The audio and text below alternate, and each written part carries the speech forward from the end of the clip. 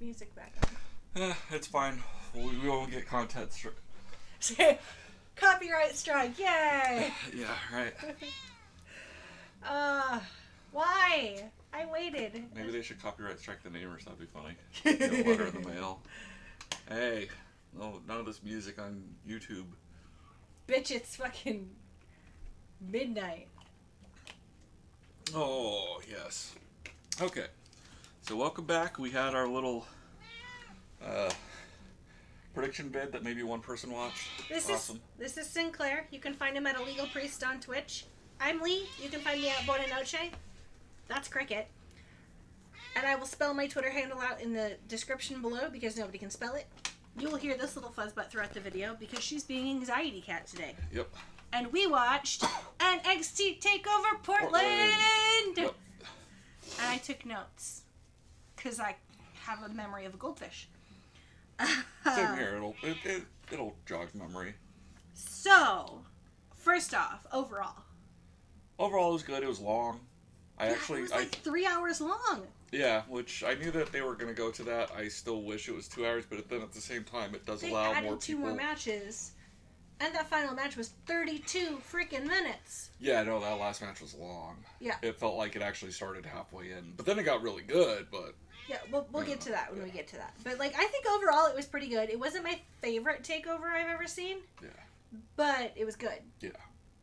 So, to start off with, we had my prediction for first match, which was Keith Lee versus Dominic Dijakovic for the NXT North American title.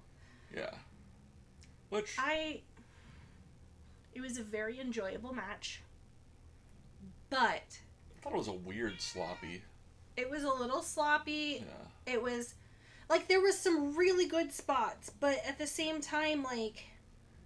The spectacle of seeing 2 guys that size perform the way they do is pretty cool. I didn't see the PWG matches, but every once in a while I felt like, man, there was a little moment here and there that did seem just a little weird.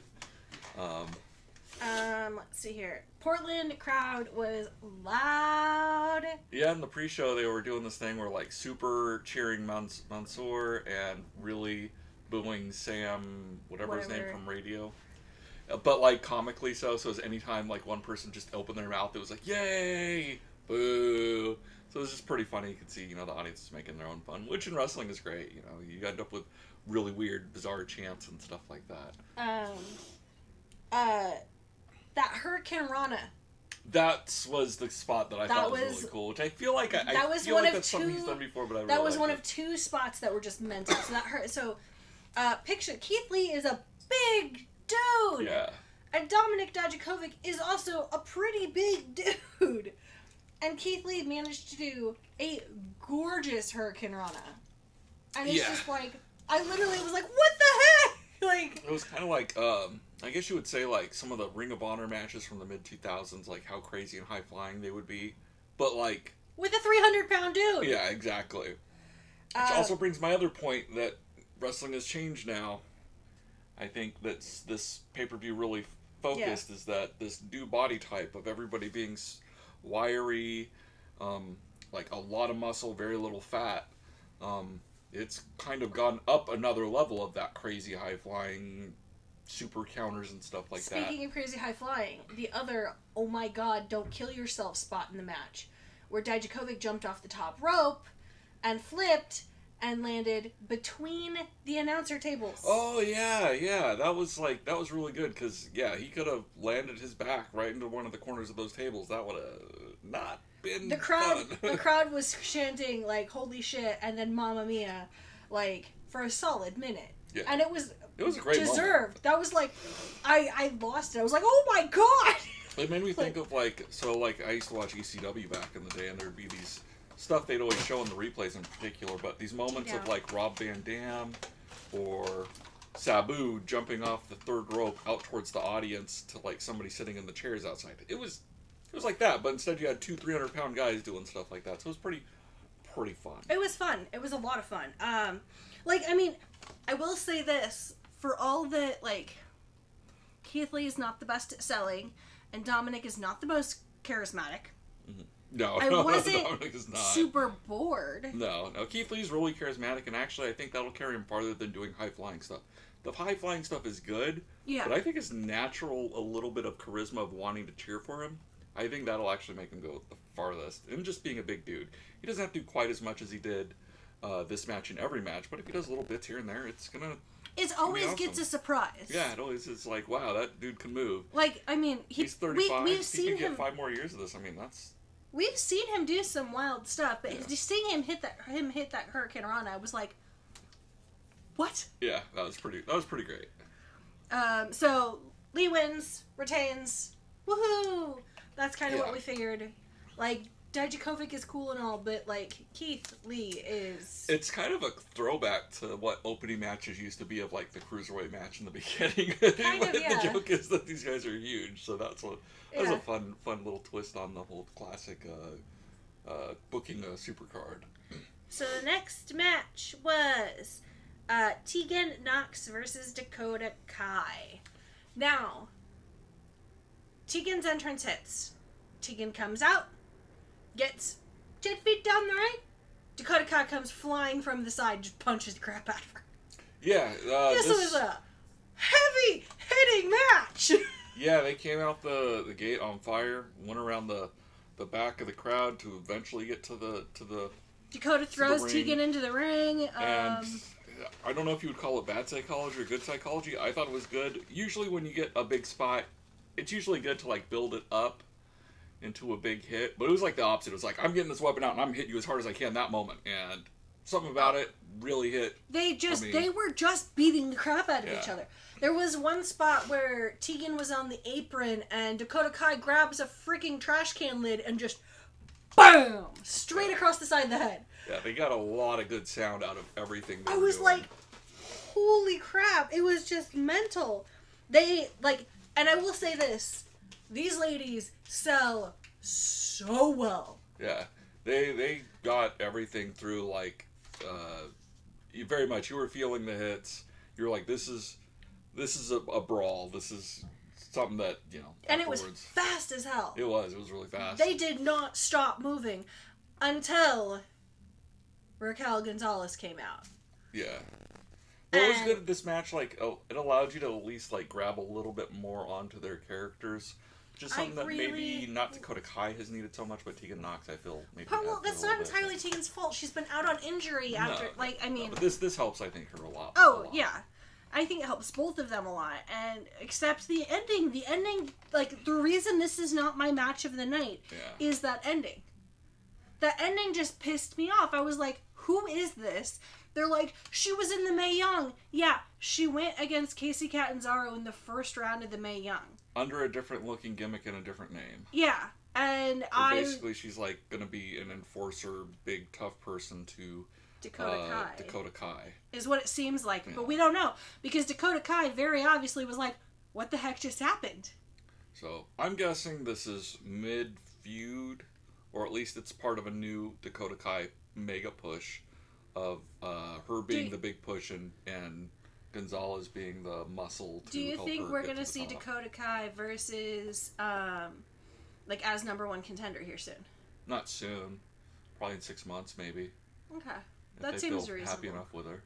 Like, I mean, the reality is, they need a mid-card. Yeah. The women need a mid-card so bad. We had Io Shirai, I think, got injured. She is. Yeah. She is out on injury. And certain things like that going on, so. And I think, you know, this will come in a little bit, but I think Bianca Belair is going to get called up. Yeah, that's possible. I am all for it. I like her a lot, and I think she's going to do very well. So, Dakota Kai wins because Reina came out and helped. Basically, Reina came out, whacked Tegan.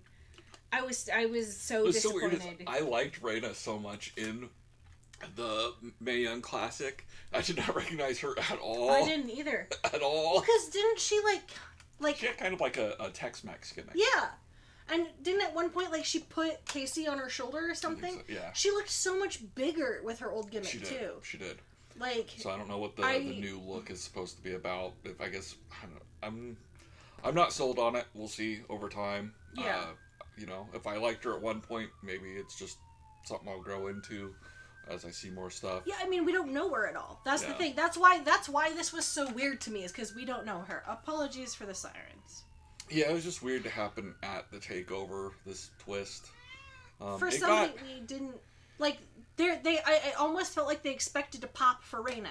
Well, yeah, they expected... Or no, what are they calling it? They expected heat, but it started to venture... People were so invested in the match that the heat became more of like, ooh, you're an evil heel too, go away, heat. Yeah. Of like, no, I'm not happy, heat. That's it very much, it derailed the match for me. Yeah.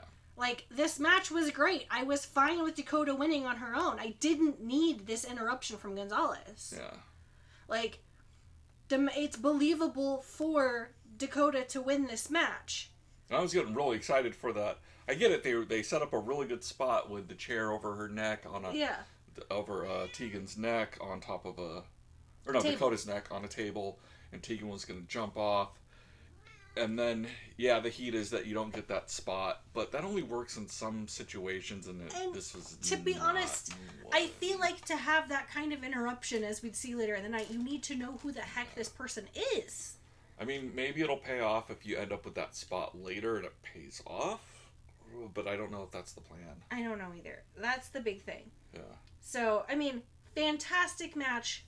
Trash ending. They're both in a better spot now than before the match. So because their match was freaking amazeballs. Yeah, so it did its job in that area, but unfortunately it brings it from being like super mega memorable to annoying. Man, what if? Yeah, like I said, it would be my match of the night if it wasn't for the ending. Yeah, I'm pretty much there too. Next match is Finn Balor as Prince Devitt versus Johnny Gargano. Who had kind of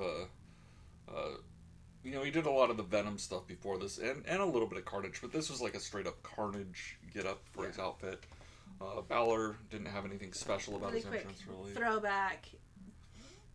Tegan and Dakota's outfits were fantastic. Yeah. In terms of Keith Lee and Dominic Dijakovic, Keith Lee's outfits are boring, and he needs new ring gear. And Dominic's I think he needs new music. He needs new music badly. That's what I think. He also... The boys! Look at what the women are doing.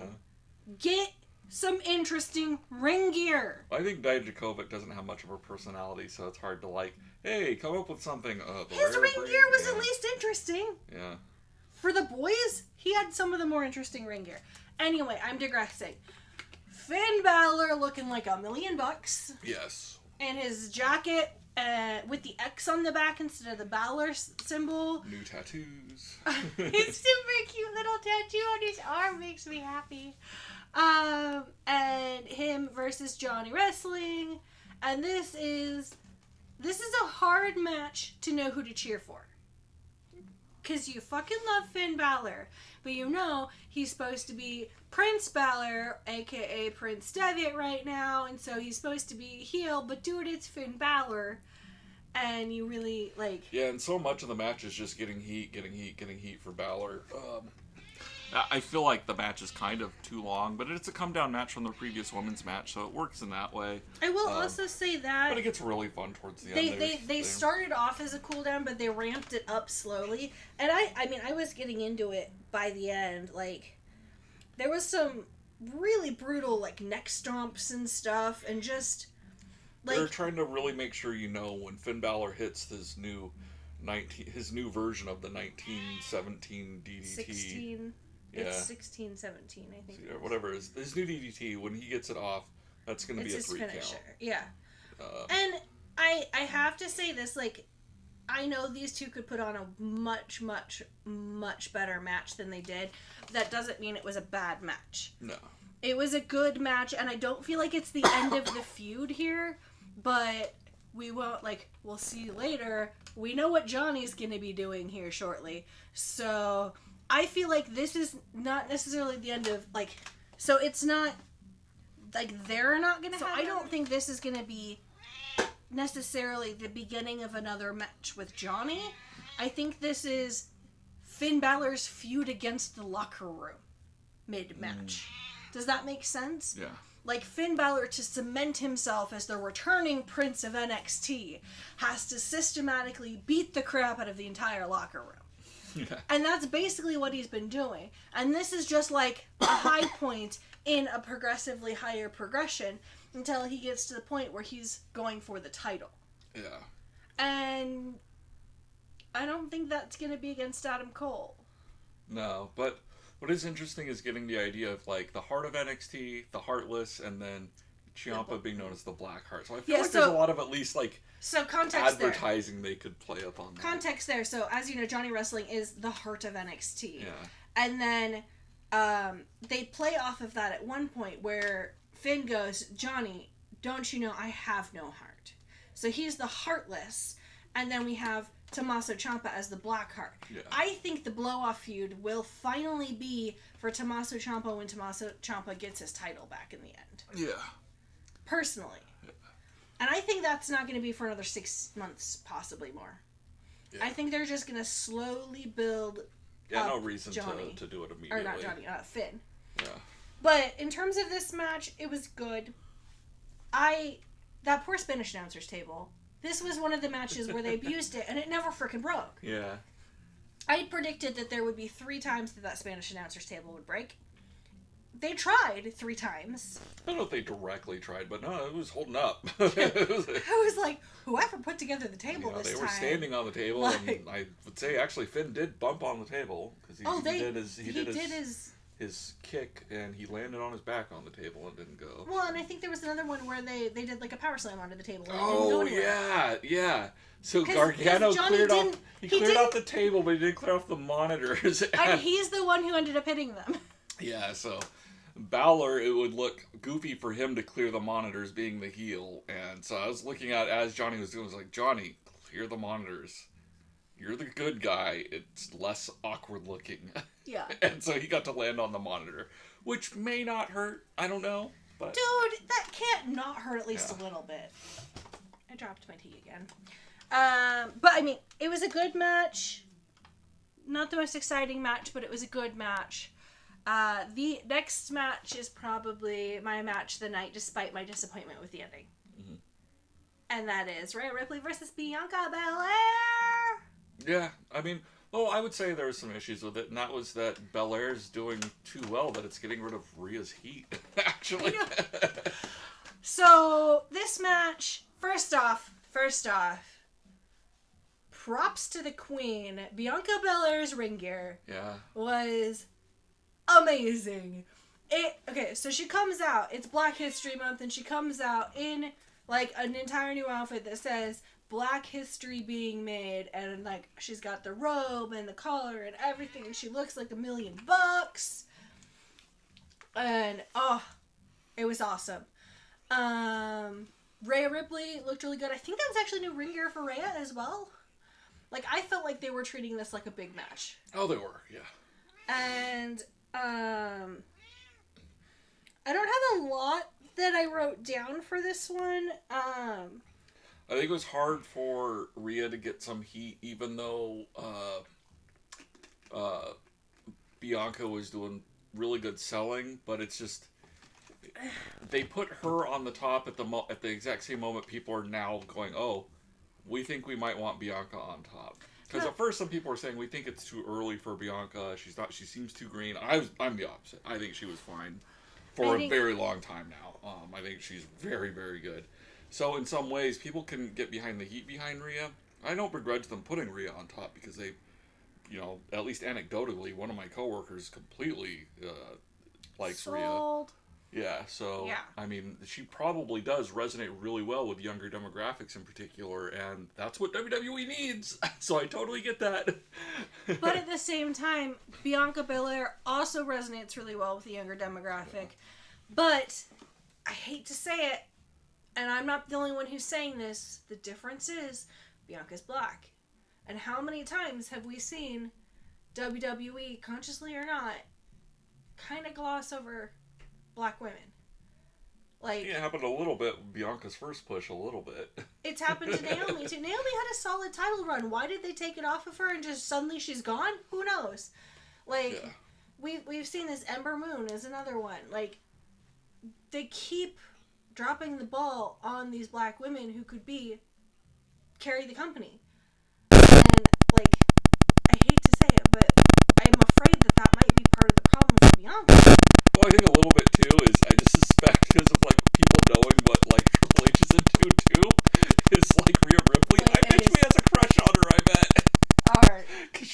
of metal and like a bodybuilder and stuff like that. That's fair. I mean, it's probably not. I hardly say that's the only reason, but it doesn't hurt Rhea Ripley's case. But like, there was a couple things I noticed during the match. Let's talk about the match itself. There was a couple things I noticed during the match. Rhea's sloppy. I think so. I think she was okay. I think she's not. There was that weird moment where she fell out of the ring. Really weird. And I'm not sure how the spot was supposed to go. I think she was supposed to hold onto the rope, fall over, and hit the ground, but she just straight up went over the rope, landed on her feet, and stumbled, and then landed on her butt. So I don't know, like, it was like she was supposed to take a bump, but landing on your it did not weird. Come out. But there was a couple times where I was like, Rhea's a little sloppy, and Bianca made her kind of look bad, not intentionally, but because she's so crisp. Yeah. And it just highlighted the fact that Rhea is pretty green. Yeah. And they had that fun moment in the corner too, where they were really laying into each other. Oh my god, that first slap though! They're in the corner, and I don't remember. I think Rhea started it and slapped Bianca, and Bianca turns around and whips around, turns around, looks around, was like, and just laid into her. I was like... But then it ended with... a clean win for Rhea. Clean win for Rhea.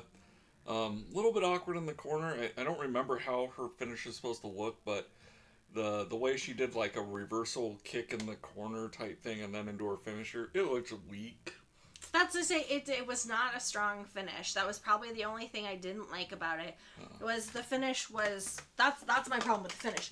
Is not that Rhea won, nor that she won clean, but that it didn't feel like that was a spot that was believable for Bianca not to get up. Yeah. That was my problem with it. It kind of felt like they hit time and didn't have time to finish something. I think that was supposed to be the finish, but I don't remember Rhea's finish exactly, but there was something that just had no dynamics to it from going from the corner into it, so it just looked kind of weak. The next thing. Yeah. Rhea's standing tall. Yay! I defended my title. Charlotte Flair punches her in the face. Yeah. So, yeah, she does the, official, I accept, or I challenge you for your title for WrestleMania. Yep, I'll see you at WrestleMania. So, officially, Charlotte Flair is using her title shot to go after the NXT Women's title, which is kind of exciting. Like, it really cements NXT as a solid third brand. And she never had... She had the title. Okay. That's right. She's it wasn't a Divas title in NXT though, right? She had the Divas title too. No. They had... So, it was a Divas title originally in NXT, I think. Because if she had it in NXT and it was still called Divas title, then she's never had this one, possibly. I think she has. I think she's the only person who's had Divas and the regular title. Yeah. So whichever... There's Divas in the main roster. I know that. Okay, so I don't think it was Divas in NXT then. Because I know Charlotte's the only person who's held both the Divas title and that roster's main title. Yeah, okay. Because she's a Grand Slam champion, except tag team. Yeah. Which is just something more for her to accomplish. And then she also attacked Bianca Belair. I guess thinking about it, I don't know if I agree with her losing at WrestleMania. So I hope she's the NXT champion, I guess, soon, because I feel like... I don't feel like Rhea should beat her, no. Yeah. I don't think Rhea's been proven to be strong enough to beat Charlotte Flair yet. I think she will be. I think she gets an elevation just by going to be able to face Charlotte. I think Charlotte needs to be the Hulk Hogan of the women's division. You know, a win against her is a super big deal. Next year at WrestleMania, do I think that Rhea has potentially the ability to be ready? Absolutely. I could see them doing another 6 months with Rhea in NXT and having her come up to the main roster. Really strong. Yeah. And getting a shot at a rematch with Charlotte. For the title or not. But getting her rematch with Charlotte. Because the reality is, Charlotte is a legend. Like, I guarantee you, at some point, we're going to see Charlotte Flair in the Hall of Fame. Yeah. Like, there's no question. Not even a question. So, the question is Rhea at the point where she's going to beat a Hall of Famer? And no, I don't think she is yet. But in a year, she might be. Yeah. I mean, it's believable. They definitely have high hopes on her, so. With how much she's progressed over the last year, I think she's got potential. I literally only have this much written down for the next match. It's a total of like 8 lines. Oh, the Broserweights? And that is the Broserweights. Versus Undisputed Era. And one of those lines is, WTF is this entrance? Oh, yeah, they do the fish fry, Bobby Fish thing. But they really drill it into the ground. They could have just said it twice, but they do it like 4 times. And you're like, okay, we get it now. Yeah. That's they come in kind of cute, but it's not going viral, kiddies. Yeah, they come in on their like little go-kart, which, whatever, with the cup in the back. Yeah. And then it's, how many fish would Bobby Fish fry if Bobby Fish could fry fish? And even the audience was a little like, on it. Yeah, they're like, yeah, that's cute. But then when they kept trying They tried to get the audience to say it, and it doesn't really roll off your tongue very well. Yeah, once you try and drill it so much, the audience is like, yeah, we get it. The match itself was kind of blah. I mean, it's full of a lot of stuff. You have between 3 of the 4 people in there, which I, at least in my opinion so far, be Undisputed Era and Dunn. Now, Dunn, I feel like, has probably done some more changes to his character now than he has.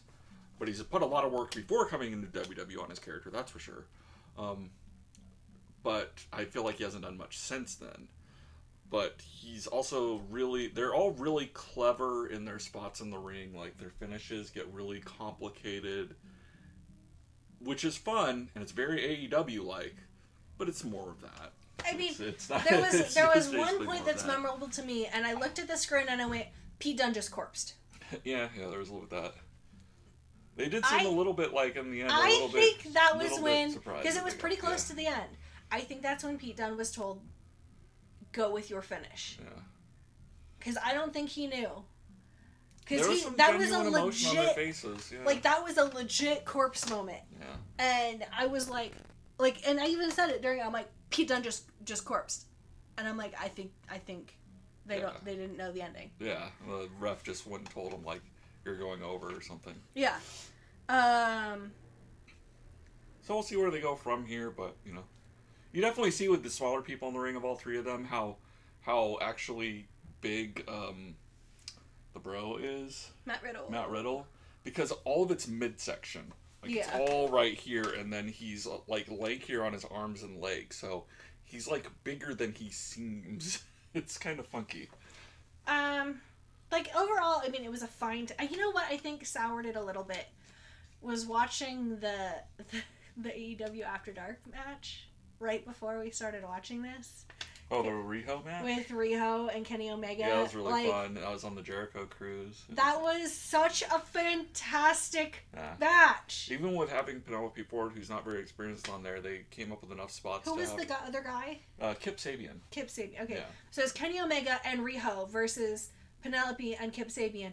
And it was not a WWE style mixed gender tag match. It was a legit tag match. Yeah, there was even literally a moment where they were going to start the match with that moment of like, there was a tag to Penelope, and then Kenny Omega teases tagging Riho, and goes, nope. Yeah. Oh, and they even after the match are like, this is like talking about the history of women's wrestling, and like this is the start of something. Yeah. And I was like, oh, sorry, we're going off on AEW there. But I think it kind of made it so that watching, like, they told such a good story with that match. Yeah. And it's not just the fact that it's this really cool thing we don't see hardly ever, but it was the fact that they told such a good story. And that's what's so cool about tag team wrestling to me, is you have this huge opportunity to tell a really interesting story. Yeah. And I didn't get that. No. They didn't tell a story at all. And that just... Yeah, there kind of wasn't. There wasn't even like a... Like, this is we're going for this specific type of finish or something. It was wrestle. I guess the story is Dunn and the bro are really good together. I guess the story is like, there was a couple times like Pete Dunne accidentally kicked Matt Riddle, and Matt Riddle accidentally speared Pete Dunne. Like, okay. we're not actually In very sync. like in sync yet. And then like at the end they got in sync and won it. But like, at the same time, like I have to like dig to find that. Yeah. It was not the story of the match. It was like, and you didn't even. I didn't even catch on to that. Like catch on to it. And like a good tag team match, I can follow the story easily. Yeah. You don't have to have it be super fast paced and exciting the whole time. But I have to be able to follow why what's happening in the ring makes sense and that it flows from one thing to another. And the finish to me, it was like a little bit of a standard Pete Dunne match, which is, let's have a really complicated finish. Oh my god, I literally, one of my lines on my notes over here is, that finish was overly complicated. I have no idea what happened. I could not describe that finish to you. At all. And I recognize I haven't been watching wrestling that long. Yeah. But I should at least be able to generically be like, this person did a thing to this person who did a thing to this person to this.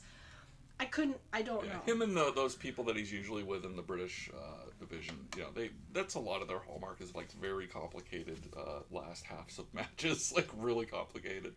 And this was just another one of those. Really. So, as a contrast to my little tiny quarter page of notes, I have the entire rest of the page and the back. Oh. For the final match of the night, which was Tommaso Ciampa versus Adam Cole, baby. Yeah, this was fun. I liked it.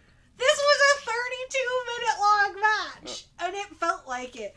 I think it was the first real moment where I felt really, really good of Ciampa being a singles face. Dude, that man, he is so good at showing what he's doing and making you care. Because by this point, it's 2.5 hours in. I'm going to be honest, I was kind of done. Like, what's interesting of the strengths of the two people in the match is Adam Cole is really good at being a heel that you cheer for, and Ciampa's really good at being a heel that you boo. And maybe cheer out of appreciation a little bit, but he's the face in this match. You still boo him out of appreciation for what he's going for. He is that heel that you boo because you're like, I'm gonna boo the hell out of you because I'm pissed at you, but you're so good at this. So you're really in danger of, when he's a face, ending up booing him, because Adam Cole is usually easy to cheer as a heel. Because he's a scumbag heel. Yeah, so they both on both of their ends, whatever they had psychology-wise, they got it to work really well. A lot of the story was Ciampa's neck. Of course, there's the stuff of Ciampa lost the title and... Really quick. Ciampa had a fantastic entrance. Yeah. Oh my gosh, I love his entrance. Yeah.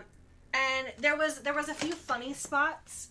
That's one thing I will say for these two is like, this is a serious match. This is not a comedy match. Yeah. But at the same time, because the two people in the ring, it was funny at times. They were making fun of each other. They were kind of doing these little things. Ciampa's big thing is, one of the things Ciampa's known for is getting in his opponent's head. And so he was doing some of those things, like he did his pat on the back thing. Yeah. And like stuff like that. And it's just like... Yeah, Adam Cole did the pat on the back thing, and then Ciampa did it back at him or something. Like there was a couple times where they were trying to get into each other's heads, and they telegraph that so well. Yeah.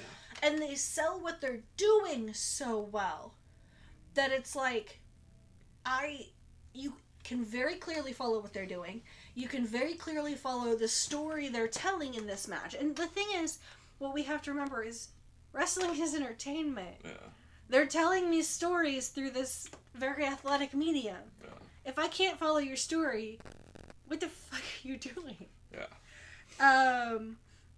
There was a hilarious the moment when they get over by the announcer tables, and Tommaso Ciampa ends up like right against the barricade behind the tables, and this fan is like and Ciampa just grabs him and kisses his head, and the fan just like loses his shit. He's a big fan, dude. He was huge. I was like the local wrestlers. Like, to be fair, I'd lose my shit too. Yeah.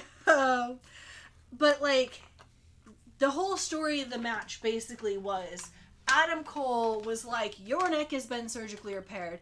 I'm going to beat the crap out of it. to the point where anyone who's ever had, like, injuries to their spine or neck are, like, going, ah. Yeah.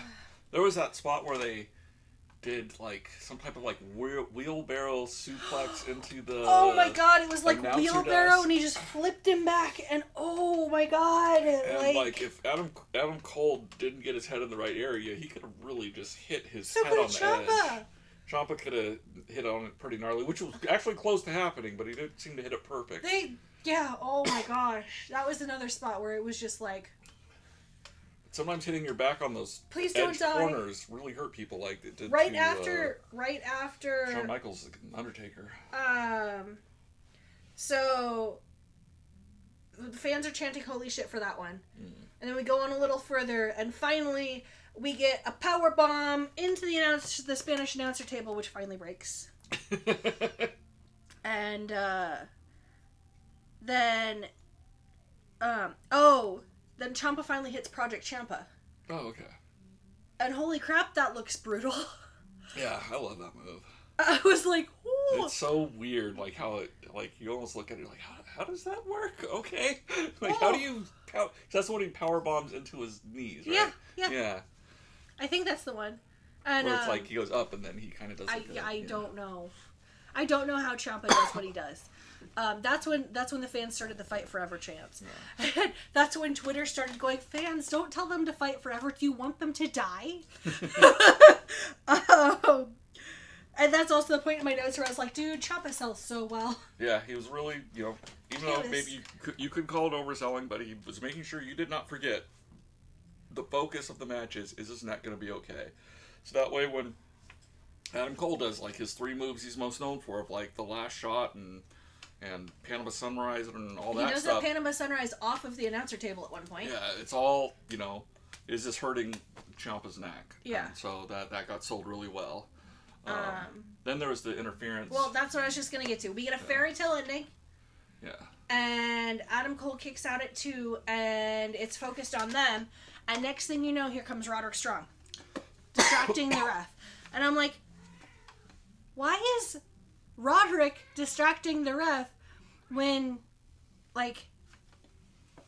there's not a spot for Adam Cole to cheat, really? Yeah. And then the rest of Undisputed Era comes out and attacks Ciampa, who's outside of the ring at this point. And the ref is distracted by Roderick Strong, and it's like, oh, I get why. And then you get, like, Adam Cole covering, and then a kick out, and just people, like, chucking things all over. It's a little hectic, because there's 5 people in the ring at this point. So it's the entirety of Undisputed Era and Ciampa, and they're whacking each other around, and then one of them runs over and grabs the belt and throws the belt into the ring, and Adam Cole looks over it, and then Ciampa hits something on him, and then Ciampa's looking over at it. Next thing you know, who shows up but Johnny Wrestling? Yeah. And who's Ciampa's friend, their buddies, the DIY. He's wearing a DIY shirt, even. And he goes up and he picks up the belt, and you think it's going to hand it to Tommaso.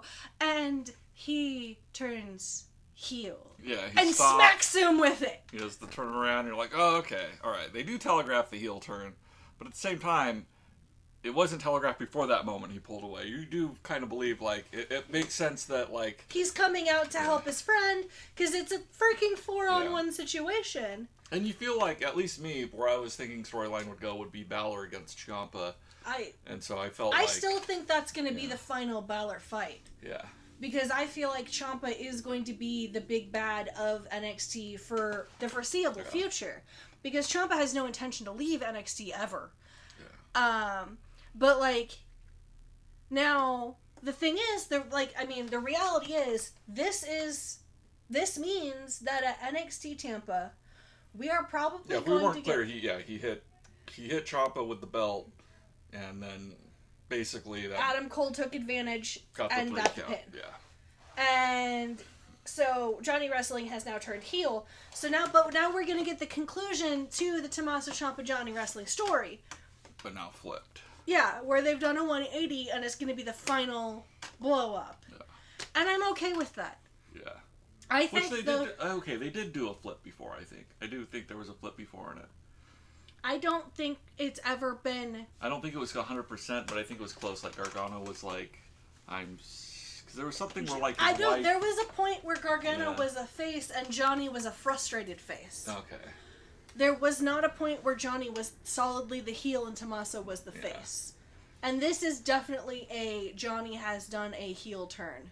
That's what it feels like, yeah. It feels like more definitive heel. But either way, it's just more fun. We didn't get to see it properly end, and I feel like they're up for it. I feel like these two are so good. Like, look at the matches that they've had before. They've done so many matches, and at the same time, I don't feel like I was watching the same match again. That year of basically those two feuding was... That was one of the best phenomenal. Feuds ever. It was very much like when you hear people talk about, the Japanese feuds and how they're structured and how the matches are structured. They were very much taking that template, but even more emotionally, and so I'm down for more of it. I am too, provided that Johnny's wife isn't involved, because I'm kind of like, no, let Candice be Candice in the women's division, and don't make her a major part of the story. Yeah. Because I feel like her entrance to WWE was so heavily derailed. Yeah. By unless she's going to do what she did in the indie scene, but it sounds like she's not wanting to do that. Sad. So, yeah. I want to see Candice LeRae versus Tommaso Ciampa so bad. Yeah, it doesn't sound like that she's going to be bleeding all over the place and stuff like that. So. But all in all, it was a fantastic match. Yeah. So it was a fun pay-per-view.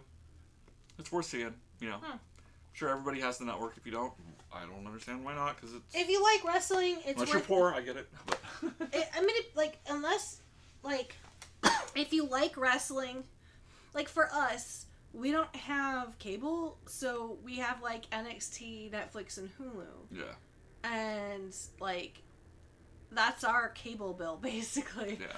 Or we have WWE, Netflix, and Hulu, and that's our cable bill. But, really solid pay-per-view. I wish we could have gone in person. I really, really wish we could have gone in person. Because that would have been so much fun. Yeah. But at the same time... The lighting was really weird for this. And I know it wasn't just my TV. Maybe some of it was the network, but... The Moda Center's not the greatest arena. Yeah. For things that are happening... to be able to see them clearly on the floor when you're in the stands. Like, it would have been fine if we were, like, first 5 rows. But as soon as you get up into the stands, I don't know how much you've done at the Moda Center, but you can't see crap. I'm usually okay in the first tier. Just not on the floor. I hate the floor on the Moda Center. So long, I think we would have been fine in the first couple rows, is what I'm saying. And then But I'm just saying the lighting in there was really weird, and I don't know if some of it has to do with the new streaming technology, since they had to create their own company from scratch, because it definitely doesn't look as good as the old network did. But also the lighting just seems weird. And I wonder is if they're switching to more heavy LEDs instead of you were noticing something like, hey, they look like they might be cold. And I'm like, how are they cold? They got the hot lights on them. And then I was like, the lighting looks weird. They might be using LEDs. Yeah. Well, they're lighter, they last longer, they're cheaper. Yeah, and if you're going to test it out, do it on a TakeOver, not on a WWE pay-per-view. Yeah, if they're going to test out using this style of lighting, you're going to do it for NXT because it's a little bit easier to get away with that kind of change. Yeah. And the other thing is as somebody who's done lighting for large productions before, you don't, I have scars on my arms from lighting equipment because it gets so hot. The first time I ever used an LED spotlight, I was like, this is the best thing ever! Because I could touch it and not burn myself. And you have to be able to touch your spotlights because you have to do that to change the filters. And so, if they can switch to LEDs, great. That makes their lighting crew's job so much easier. And I want that to happen. And they're they last a lot longer so they don't generate as much waste and blah, blah, blah, blah, blah. But, yeah, it's going to take some tuning and some getting used to get used to this light because it was more blue shifted. Yeah. It wasn't blue. Yeah. But it was definitely a cooler temperature light, and it made a difference. Yeah, and there just wasn't as much detail to the color. It was kind of weird. But there's not too much more to say about this pay-per-view, I don't think. I don't think so either. I'm really excited to see where some of these stories go. Yeah.